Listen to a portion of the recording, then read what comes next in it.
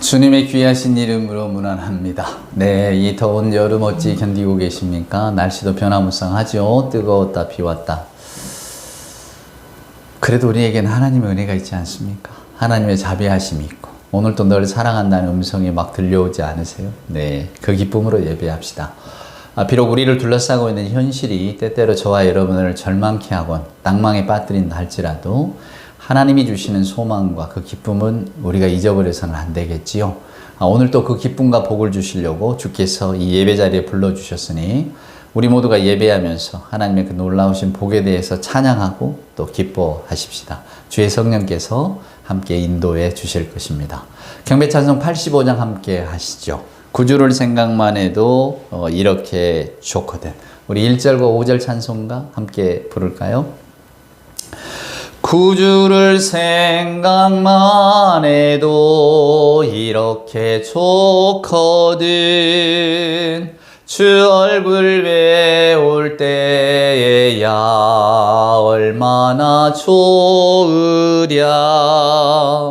사랑의 구주 예수여 내 기쁨 되시고 이제로부터 영원히 영광이 되소서.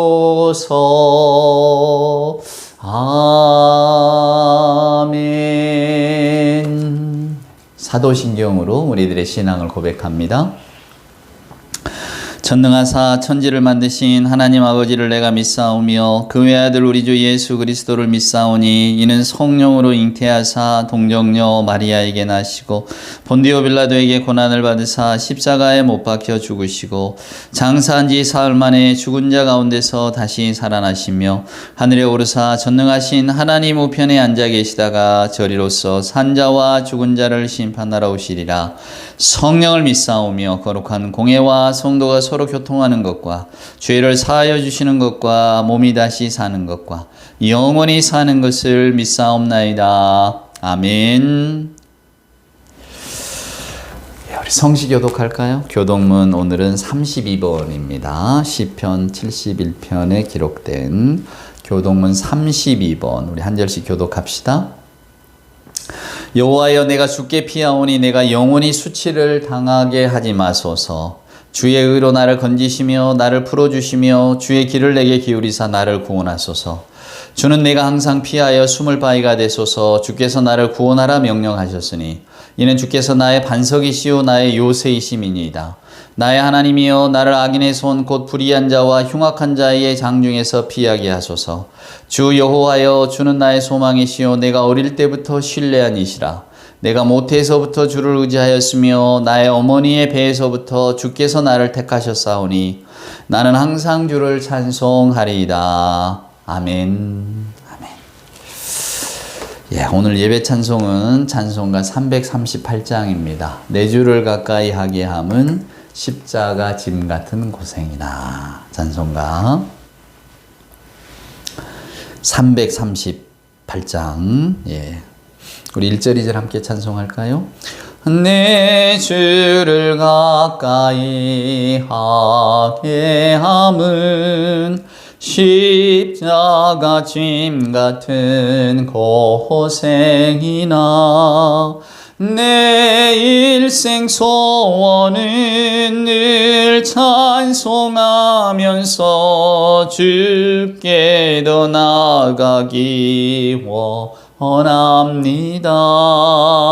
내 고생하는 건 옛 야곱이 돌베개 베고 잠갔습니다. 꿈에도 소원이 늘 찬송하면서 주께 더 나아가기 원합니다.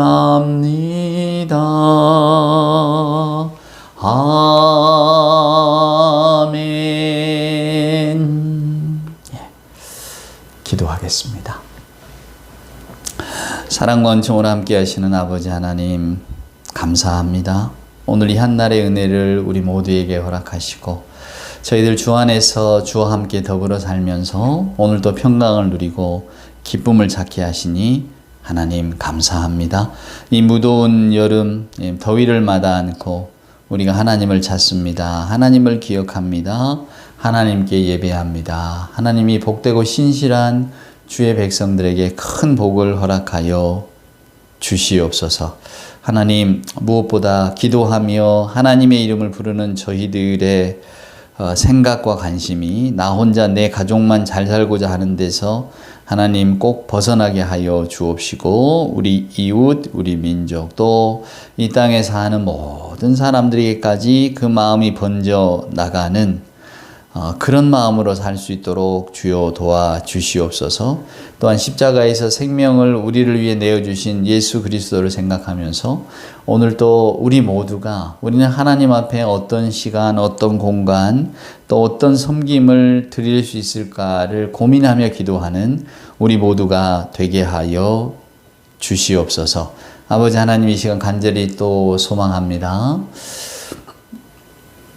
몸이 아파 힘들어하는 사랑하는 자녀들, 예기치 않은 일로 물질적 고통을 당하고 있는 사람들, 정말 마음의 근심으로 인하여서 마음 둘 데가 없고 늘 홀로인 것 같은 사람들, 이 밖에도 세상에 여러 가지를 원하지만 또 가장 기본적인 생활도 누릴 수 없어서 애통하고 근심해하는 사랑하는 주의 자녀들, 그 모든 형편을 다 헤아리시고 하나님 하늘의 복을 허락하여 주옵소서. 오늘 이제 나누는 말씀을 통해서 하나님의 복에 대해서 상고해 볼 때에 우리 하나님께서 지혜를 주시고 진실로 들을 게 있는 자에게 하나님의 복된 말씀이 들려지는 놀라운 순간들, 그 시간이 있게 하여 주시옵소서. 다 알지 못하오나 우리 주께서 친히 주관하시고 책임져 주실 줄 믿사올 때에 우리 구주 예수님의 귀하신 이름으로 간절히 기도드리옵나이다.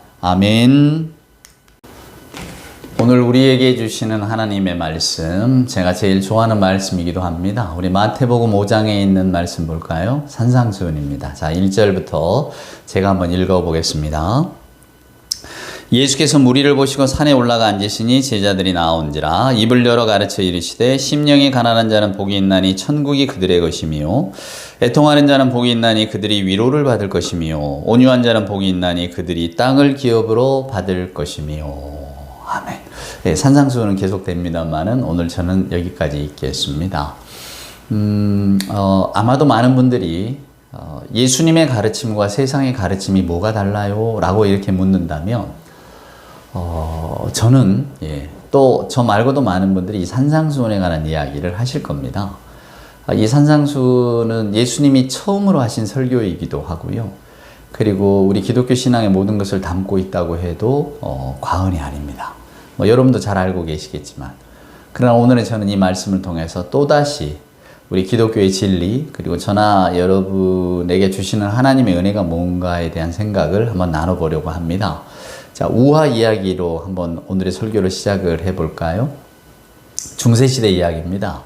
어떤 남자가 고향을 떠나서 도시에서 일하고 있었습니다. 근데 어찌됐건 이 남자가 다시 고향으로 돌아가서 잠깐 머물다가 다시 돌아올 이런 순간을 맞았거든요. 그래서 자기 고향을 향해 걸어갑니다. 근데 중간쯤에 한 노인 한 사람을 만나는데 병색이 완연해요. 지팡이도 짚고 걸음도 불분명하고. 근데 이야기를 나누다 보니까 이 노인이 자기 고향까지 간다는 겁니다. 그러면서 노인이 하는 이야기가 내가 걷기가 너무 힘드니 나를 좀 업어줬으면 좋겠다. 그래서 이 젊은이가 흔쾌히 업습니다. 그리고 이 노인을 업고 가요. 이제 멀리 고향 땅에 보이는 언덕까지 왔습니다. 노인이 내려달라고 합니다. 날 여기서 좀 내려달라고. 그러면서 말을 하는 겁니다. 실은 내가 사람이 아니다. 나는 패스트균이다.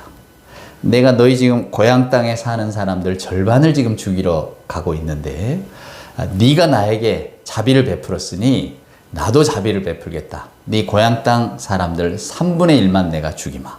그리고는 확 사라졌단 말이야. 이 남자가 긴가민가 하지만 어찌됐건 고향 땅에 들어가 보니까 고향 땅이 불길합니다. 네, 한 사람 두 사람 패스트균에 감염되고 아프기 시작하는 거예요. 그런데 절반이 딱 죽었어요. 이제 이 남자가 고향을 떠나서 다시 이제 도시로 돌아갈 시간이 돼서 도시로 가다가 또 길에서 그 노인을 만났습니다. 노인을 붙들고는 이 남자가 막 항의를 하는 겁니다. 당신이 내가 착한 일을 했기 때문에 나를 봐서라도 3분의 1만 죽이겠다고 하더니 왜 우리 고향 사람들 절반을 죽였느냐고. 페스트가 이렇게 이야기를 합니다. 아니다, 나는 약속을 지켰다. 페스트로 죽은 사람은 3분의 1이다. 나머지는 불안해서 죽은 거야. 그리고는 사라졌어요. 심리학자들 이런 이야기 합니다. 만약에 사람에게 불안이 없으면 우리들 중에 절반은 일을 당장 그만둬야 된다. 우리들 중에 절반은 일을 그만둬야 된다고. 그럼 나머지는 일할 수 있나요? 아니요. 나머지는 내일 그만둬야죠. 인간에게 불안이 없다면 여러분 상담이건 심리건 존재할 이유가 없는 거죠. 우리는 다 불안 속에 삽니다. 여러분 어떠십니까? 성경은 항상 우리에게 평강을 이야기합니다. 우리 주님도 부활하고 처음 만난 제자들에게 너에게 평강이 있을지어다. 근데 다 두렵고 놀라고 불안해합니다. 성경은 끊임없이 우리에게 하나님의 평강이 우리에게 있다고 약속해 주지만 저나 여러분은 다 불안하죠. 저도 불안하고 여러분도 불안하고 우리는 모두 불안과 염려 가운데 삽니다. 정말로 불안과 염려가 없다면 아마 우리 인간은 존재하지 못할 겁니다. 근데 여러분, 우리는 왜 불안할까요? 어떤 분은 이런 이야기 합니다. 불안이라는 게 원래 욕망의 신여입니다. 우리 욕망이 채워질 수 없기 때문에 우리는 불안할 수밖에 없다고. 내가 뭘 갖고 싶은데 그걸 못 가지니까 우리는 불안과 염려 가운데 있다고. 근데 여러분, 뭘 가지면 그 불안과 염려가 사라지나요? 사라지지 않습니다. 뭘 가지면 또 갖고 싶고, 그쵸? 우리가 어려서야 대학도 가고 싶고, 공부도 쭉 하고 싶고, 좋은 직장 갖고 싶고, 결혼 시집장가도 가고 싶고, 다 그렇죠. 자녀도 얻고 싶고, 그런데, 그거 다 이렇게 해 보아도, 그러면 불안이 없어지나요? 결혼하고 싶은 사람 결혼하면 불안 없어집니까? 불안 또 생깁니다. 열심히 준비해서 뭔가 합격을 위해 노력하는 사람, 합격하면 불안이 없어지나요? 아니죠. 또 다른 불안이 생겨납니다. 그게 우리 인간의 어쩌면 숙명일지도 모르겠습니다. 근데 우리는 왜 불안할까? 그것은 인생이 유한하기 때문입니다. 저와 여러분의 인생이 끝이 있기 때문에 우리는 이 끝맺음을 잘해야 된다라고 하는 생각, 한 번밖에 살지 못한다는 생각, 젊음도 지나간다는 생각, 이런 상실에 대한 생각들이 계속 있기 때문에 우리가 불안합니다. 내가 지금은 가지고 있지만 미래에 없어질 것들, 여러분 한번 생각해 보십시오. 얼마나 불안합니까? 내게 지금 손에 돈이 있나요? 언젠간 사라진다고 생각하면 불안합니다. 젊음이 있나요? 언젠가는 사라진다면 불안합니다. 다 불안하죠. 건강한가요? 아니요. 이 건강도 오래가지 못합니다. 사라집니다. 맞습니다. 저나 여러분은 아마 우리의 행복의 근거, 즉 불안하지 않고 우리가 평안하다, 그걸 행복하다라고 말한다면 우리의 행복의 근거를 어디에다 둘까? 우리는 눈에 보이는 것밖에 둘 수가 없습니다. 왜냐하면 그게 우리의 의식 구조고 저나 여러분의 생각을 끌어당기는 원동력이 바로 그 물질에 있기 때문입니다. 그래서 우리는 돈을 통해서 평강을 얻으려고 하고 행복을 찾으려고 합니다. 사람을 통해서 행복을 얻으려고 합니다. 또 그 밖에 여러 가지 일들을 통해서 눈에 보이는 것, 자랑할 만한 것, 우리가 뭔가 말할 수 있는 것을 가지고 우리가 얼마나 행복한가를 이야기하려고 합니다. 근데 오늘 예수님 말씀을 보세요. 분명히 예수님은 이렇게 이야기합니다. 복이 있다고. 내가 오늘 여러분에게 복에 관한 이야기를 하겠다고. 오늘 5장 1절은 이렇게 시작하잖아요. 예수께서 산에 올라갔다. 산은 없어요. 이스라엘 지형상 다 언덕이 있을 뿐입니다. 근데 산이라고 하는 표현은 그래서 독특한 표현입니다. 그게 뭡니까? 나는 오늘 하나님 나라에 관한 이야기를 하겠다 이거예요. 우리가 어떻게 자라고 어떻게 살고 자녀를 어떻게 기르고 돈을 어떻게 벌고 어떻게 노후를 행복하게 보낼 것인가, 그런 세상 이야기를 하겠다는 게 아니라 산에 오르셨다는 것은 이제 제가 전혀 차원이 다른 이야기를 하겠다라고 하는 선포입니다. 오늘 여러분이 예배를 한다, 하나님의 말씀을 듣는다, 바로 이겁니다. 산에 올라오신 거예요. 여러분은 전혀 다른 차원의 이야기를 듣고자 함입니다. 내가 경험하고 내가 살아가고 내가 호흡하는 이런 일상의 것이 아니라 일상을 뛰어넘는, 일상 저 너머에 있는 그 어떤 것을 들으려고 오신 거라고요. 예수님이 이렇게 이야기하십니다. 산에 올라서 제자들이 모여드는 걸 보고 첫 마디 말씀합니다. 3장입니다. 뭐라고 말씀합니까? 심령이 가난한 자가 복이 있다고. 우리는 심령이 가난하다니까 무슨 말인지 잘 모릅니다. 그냥 뭐 영혼이 가난한가? 그럼 영혼이 가난하다는 말은 뭘까? 내 영혼이 교만을 떨거나 내 영혼이 오만하지 않는 거구나. 그렇다면 뭘까? 겸손함이구나. 예, 저는 겸손합니다. 겸손한 사람이 복이 있다. 그런 말일까? 누가는 그래서 이 말씀이 뭐 했는지 이렇게 옮깁니다. 가난한 자가 복이 있다. 당장 내 손에 질 것 없는 사람이 복이 있다고.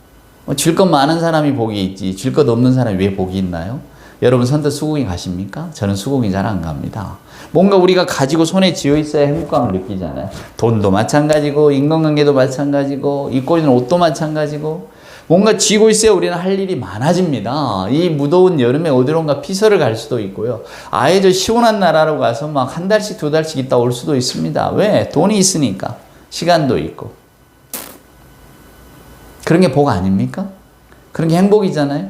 행복이 뭐 다른 겁니까? 그냥 맛있는 게 먹는 게 행복이죠. 누가 그랬다는군요. 행복이 뭐냐라고 물으니까 맛있는 것.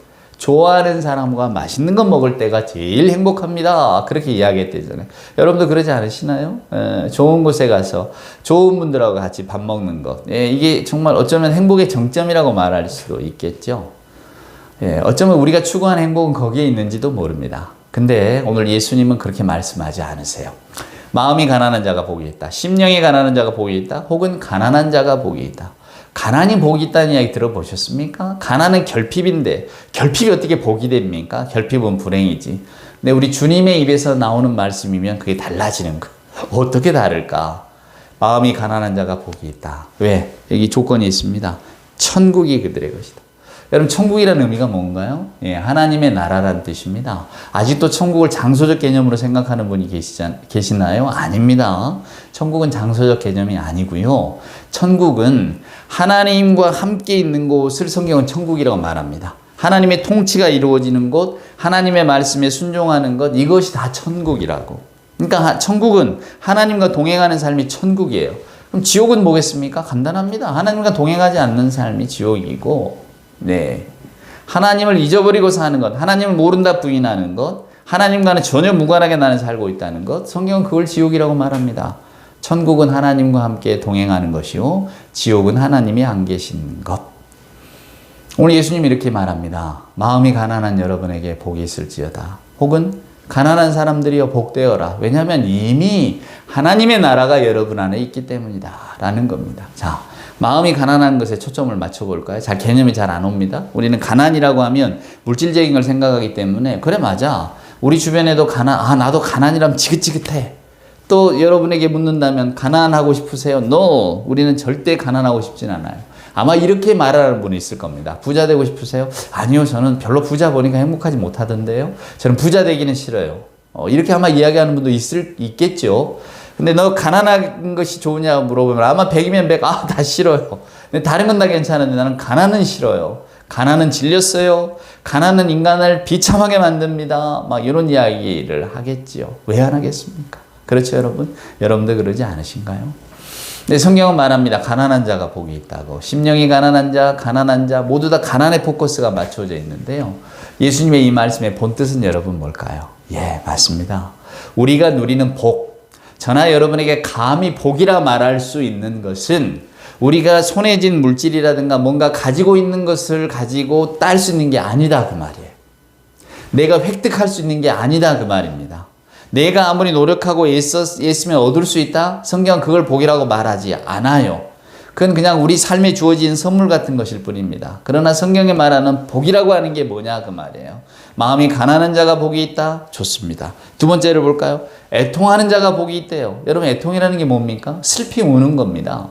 왜 슬피 울까요? 왜 슬피 울까요? 사업에 실패해서? 자녀를 먼저 떠나보내서? 우리는 알지 못합니다. 또 다른 어떤 숭고한 원칙 때문에 모르겠어요. 하지만 성경은 말합니다. 애통하는 자가 복이 있다고.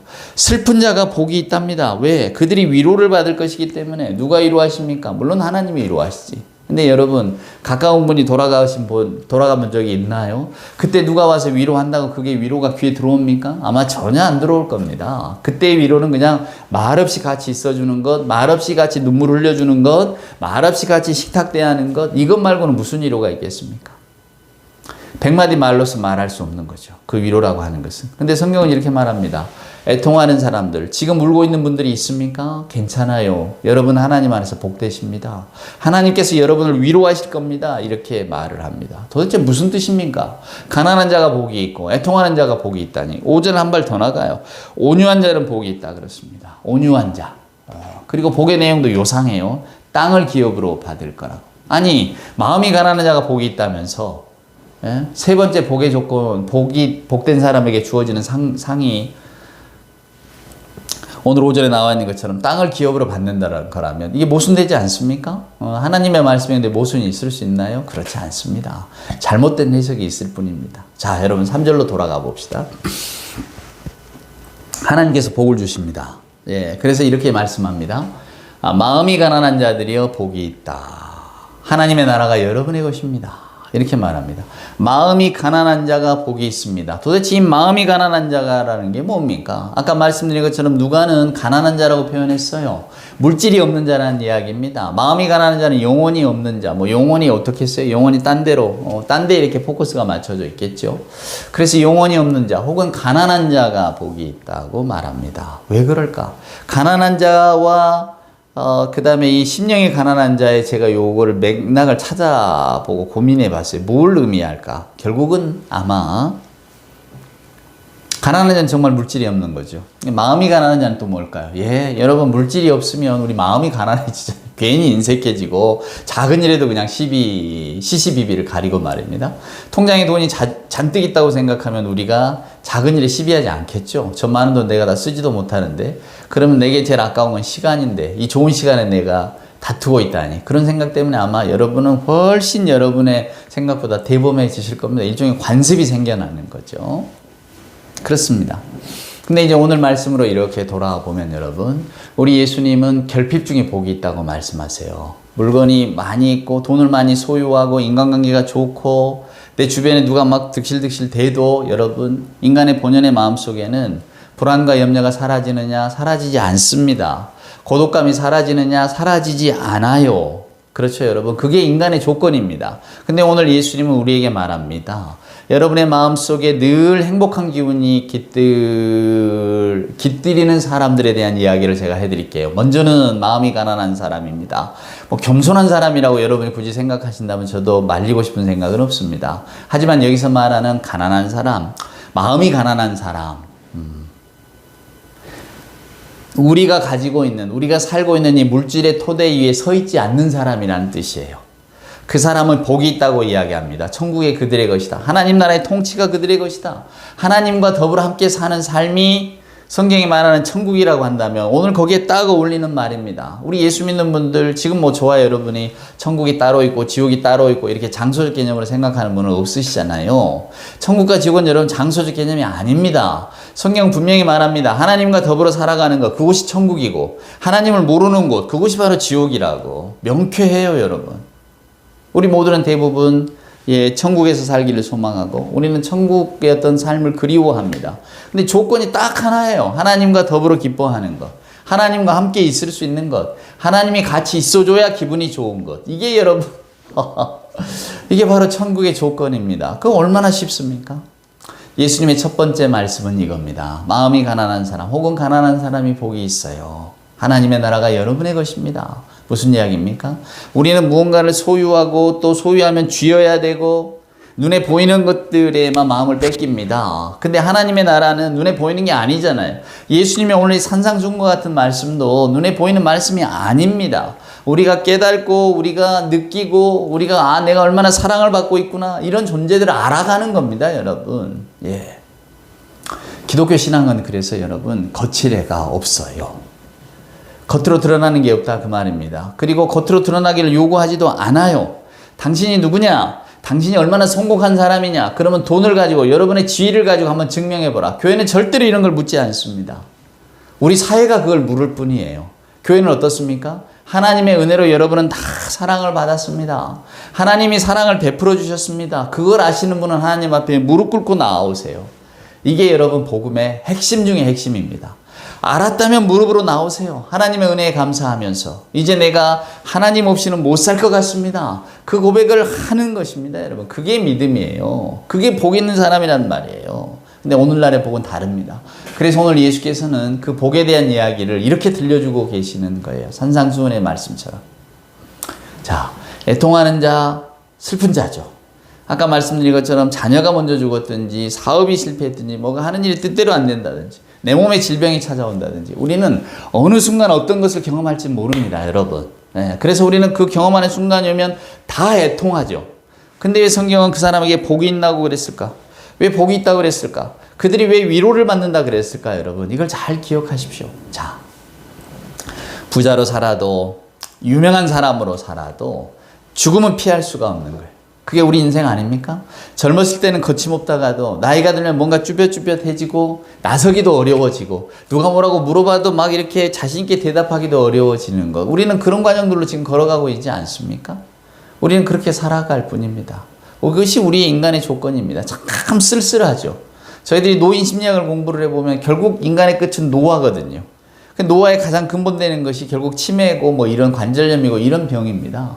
결국 우리들의 노년, 저와 여러분이 우리 지금 대한민국 합계 출산율은 한 0.7%밖에 안 되지만 남은 수명들이 자꾸 늘어나고 있어요. 막 이런 이야기를 하는 분들이 있습니다. 근데 수명이 여러분 늘어나도 건강하게 늘어나야지 골골 80 이런 표현처럼 나이 들어서 생명 연장하듯이 살아가면 어떡합니까? 그것만큼 또 비참한 인생이 없지 않아요?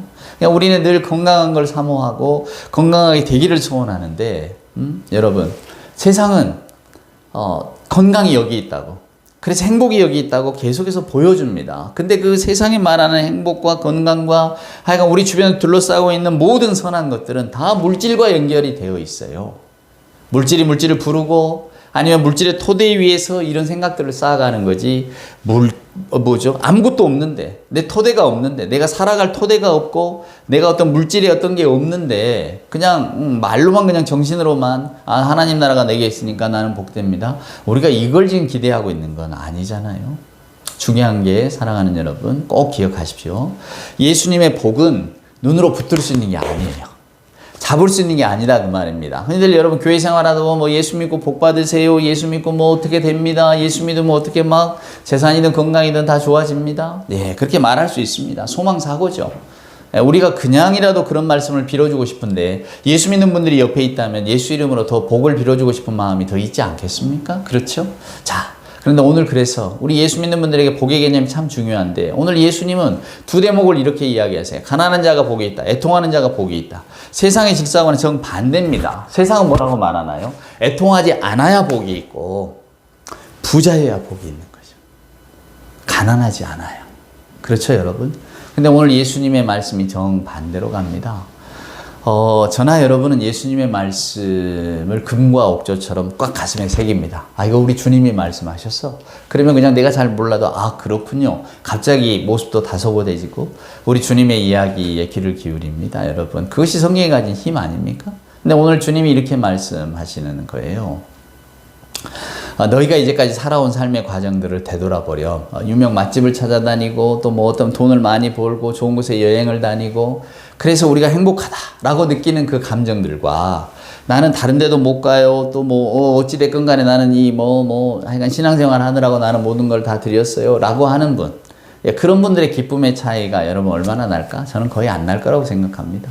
여행 가고 놀러 가서 맛있는 거 먹는 분들은 행복감에 젖어서 참 좋지만 교회 안에 있는 분들도 여러분 맞습니다. 교제도 나누고 예배도 드리고 이러면서 행복감을 느낀단 말이에요. 그러면 어떻게 보여집니까? 사회에서는 이분들은 가진 게 많은 사람이지만 교회에 있는 분들은 가진 게 별로 없는 분들이에요. 근데 둘이 다 똑같이 재미를 느껴. 그럼 여러분 위대한 것 아닌가요? 너무나 놀라운 사건 아닙니까? 우리 교과서 한번 보시겠어요? 우리 예수님의 말씀을 계속해서 한번 이어가 보겠습니다. 의에 줄이고 목마른 자는 복이 있나니 그들이 배부를 것이며 온유한 자는 복이 있나니 그들이 땅을 기업으로 받을 것이다. 모세 이야기를 제가 빠뜨렸군요. 구약에 읽어보면 모세가 제일 그 온유한 자라고 세상에 승했다고 이야기합니다. 그러니까 온유한 자로서 세상에서 찾아볼 수가 없는 사람이라는 거죠. 우리는 온유하면 그냥 부드럽다. 네, 요렇게 부드러울 유자잖아요. 네. 또 따뜻할 온자고. 그러니까 온유. 따뜻하고 부드러운. 참 어감 좋지 않습니까? 예, 그래서 그렇게 생각합니다. 근데 성경의 어법을 보면 온유라고 하는 말은 여러분, 하나님 앞에 순종하는 자를 말해요. 예를 들면 그냥 야생 망아지가 뛰다가 이제 사람에게 붙들려서 훈련받고 고삐 채우고 그렇게 해서 사람 말을 잘 듣게 된 상태. 그걸 온유라고 표현한다고 하더라고요. 히브리적 개념이 그런데요. 그러니까 온유라고 하는 개념의 뜻은 뭐냐면 붙잡혀 순종하는 거예요. 온유한 자는 복이 있나니 그들이 땅을 기업으로 받을 것이다. 여러분 이때 말하는 땅이 뭘까요? 부동산 땅. 그건 아닐 줄 여러분 아시죠? 예. 우리가 살고 있는 삶의 토대가 든든해진다는 겁니다. 자, 그럼 한번 다는 조절할 수 없으니까 오늘 성경 말씀에 나와 있는 거 몇 개만 조절을 해볼까요? 예, 조정을 해볼까요? 자, 처음에 예수님은 이브리어로 말씀하셨습니다. 뭐라고 말씀합니까? 심령이 가난한 자 복이 있대요. 예. 마음이 가난한 사람, 마음이 늘 무언가를 갈망하는 사람, 마음이 세상의 물질적인 것들로부터 채워져 있지 않은 사람, 그 사람이 뭡니까? 하나님의 세계를 인정하는 사람입니다. 하나님의 세계를 인정하지 않으면 여러분, 지금 우리 손에 쥔 게 많아야 행복하고요. 내가 이룰 게 많아야 행복합니다. 그게 인간의 삶이에요. 근데 성경은 그렇게 말하지 않아요.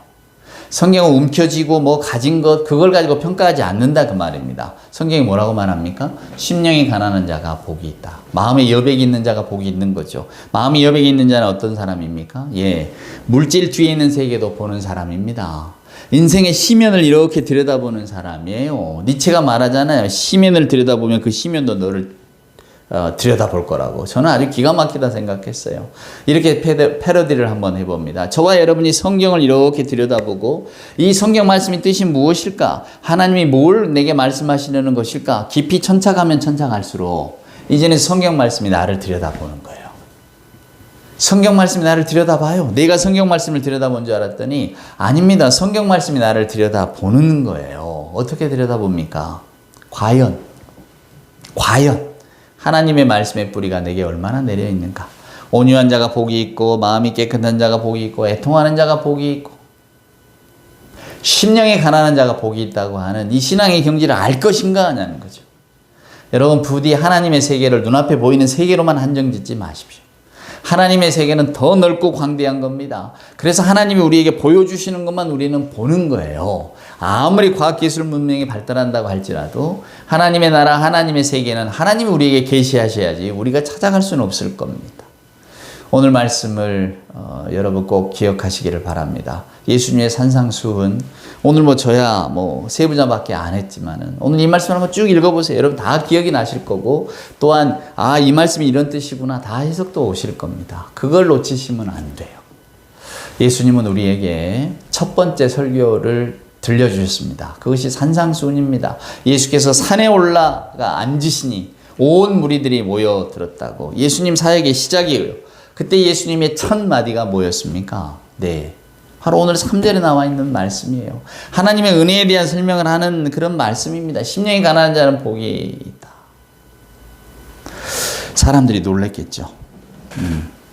심령을 이야기하다니. 그러나 분명히 우리 주님은 심령에 관한 이야기를 하십니다. 여러분 불안하십니까? 염려하십니까? 너무 불안과 염려 가운데 살지 마세요. 그러면 우리의 심령이 온통 거기에 다 빼앗겨 버립니다. 그리고 여전히 불안하고 여전히 염려합니다. 이제부터라도 하나님께 맡기세요. 하나님, 예수 할렐루야, 맞습니다. 네. 심령이 가난한 자가 복이 있다는 말씀을 듣고 저도 이제 내 마음의 복의 근원을 찾아보겠습니다. 혹은 재세팅하겠습니다. 내 마음의 부의 근원은 바로 이런 것들입니다. 네, 눈에 보이는 것이 아니라 보이지 않는 것이 오히려 더 귀하다는 것을 저로 하여금 알게 하시니 감사합니다. 이런 고백 나와야 되지 않을까요? 부디 여러분 오늘 이 말씀을 보세요. 분명히 하나님 나라의 진리와 세상의 진리는 다릅니다. 세상은 있는 것, 설명 가능한 것을 우리에게 좋은 거라고 설명하지만 오늘 하나님의 세계 속에서는 우리가 알지만 설명할 수 없고 그런 일들이 가득합니다. 단지 모르기 때문에 나는 성경 말씀을 읽을 수 없어가 아니고 오늘 이 말씀을 한번 곰곰이 생각해 보세요. 마음이 가난한 자가 왜 복이 있다고 하셨을까? 왜 예수님의 첫 번째 설교가 마음이 가난한 자가 복이 있다고 하셨을까? 우리 인간의 조건으로는 복이 없다고 말하는 것들인데 없으면 복이 없는 거잖아요. 있어야 좋은 거잖아요. 근데 오늘 예수님은 그게 없어도 여러분은 복이 있다고, 복받은 존재들이라고 이야기하시니 오늘 저와 여러분이 그 자리까지는 좀 가봐야 되지 않겠습니까? 여전히 그저 내 손에 든 돈, 뭐 내 눈에 통장, 혹은 내가 미리 사둔 집, 미리 사둔 땅, 뭐 좋은 직장, 이래야만 여러분이 평안하십니까? 천만에. 절대로 평안할 수가 없어요. 그건 다 거짓 평강입니다. 우리 인간의 한계가 여러분 그렇습니다. 오늘 말씀이 좀 오래도록 기억에 남았으면 좋겠네요. 심령이 가난한 자가 복이 있다. 우리 주님의 복은 물질의 토대가 아닙니다. 우리 예수 믿는 분들의 복도 물질의 토대가 아니라 주님의 말씀의 토대입니다. 부디 마음이 가난한 자가 복이 있다는 이 말씀을 깨닫기까지 저와 여러분이 예수 복음 안에서 힘차게, 그리고 무엇보다도 나는 복받은 사람이야 라는 생각을 가지고 살아가실 수 있기를 우리 주님의 귀하신 이름으로 축원을 드립니다. 기도하시겠습니다. 이제는 우리 구주 예수 그리스도 크신 은혜와 아버지 하나님의 만극하신 사랑하심과 자비하신 성령님의 함께하심이 산상수훈의 복을 새기면서 물질의 토대가 아니라 하나님의 함께하심과 하나님의 약속의 토대를 내리고 나는 행복한 사람이야를 외치기를 소원하는 우리 예배하는 모든 교우들 머리머리 위에와 저들의 소망과 저들의 기도 위에 주님 사랑하시는 복된 교회 위에 이제로부터 영원 무궁토록 함께하여 주옵기를 간절히 축원하옵나이다. 아멘.